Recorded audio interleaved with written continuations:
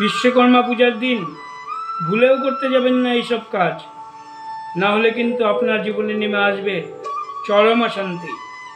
আপনার ব্যবসা বাণিজ্য বন্ধ হয়ে যেতে পারে। আপনার যানবাহন যাকে নিয়ে আপনি বিভিন্ন জায়গায় যাতায়াত করেন তার নানা রকম দুর্ঘটনার সম্মুখীন হতে পারে।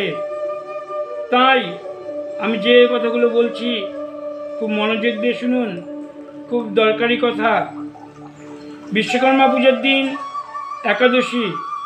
একাদশীতে কোনো ক্রমেই অন্নদান করবেন না, একাদশীতে ভোগ দেবেন না।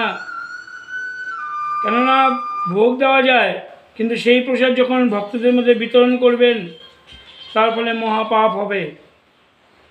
তাই আপনারা বিশ্বকর্মা পূজার দিন ফলমূল দিয়েই সারুন, এটাই অতি উত্তম।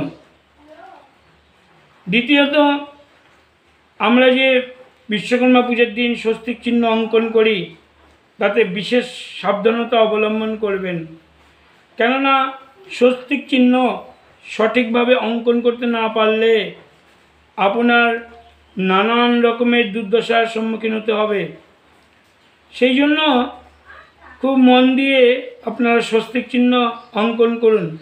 আমি স্বস্তিক চিহ্ন কীভাবে অঙ্কন করতে হয় আপনাদের সামনে আমি দেখিয়ে দিচ্ছি, দেখুন, খুব মন দিয়ে দেখবেন। কিন্তু এই যে স্বস্তিক চিহ্ন, আমরা কি করব, সিঁদুর নেব, সিঁদুর নিয়ে সিঁদুরটা তেল দিয়ে গুলিয়ে নেব এবং ওপর থেকে এখান থেকে আমরা নিচের দিকে টানব।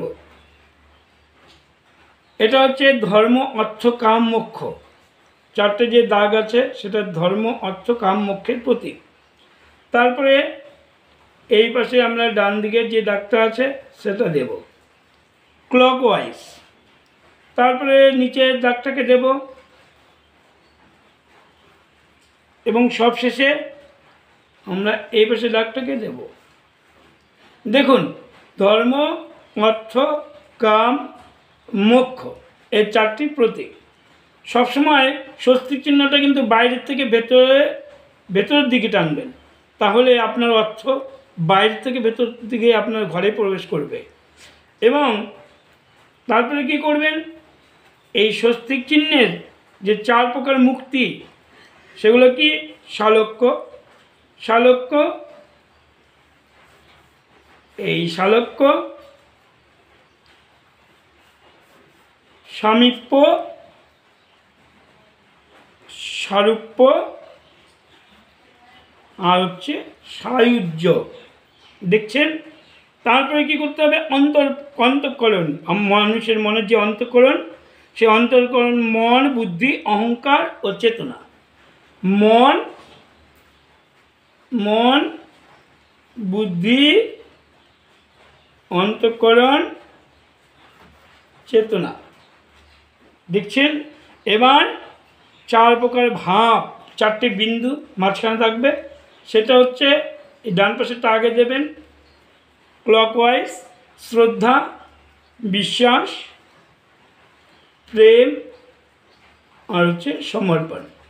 এই যে স্বস্তিক চিহ্ন অঙ্কন করে আপনার জীবনে সফলতা আসতে বাধ্য। আপনার ঘরের সামনে এই স্বস্তিক চিহ্ন অঙ্কন করবেন। যে যানবাহনটা নিয়ে প্রতিদিন যাতায়াত করেন সেই যানবাহনের ওপরে স্বস্তিক চিহ্ন অঙ্কন করবেন। তাহলে আপনারা জীবনে সুখ শান্তি অনুভব করতে পারবেন।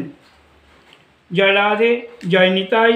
আপনারা আমার চ্যানেলটিকে লাইক এবং সাবস্ক্রাইব করে দেবেন, তাহলেই আর শেয়ার করে দেবেন যেন প্রত্যেকটা মানুষ স্বস্তিক চিহ্নে সঠিকভাবে অঙ্কন করতে পারে।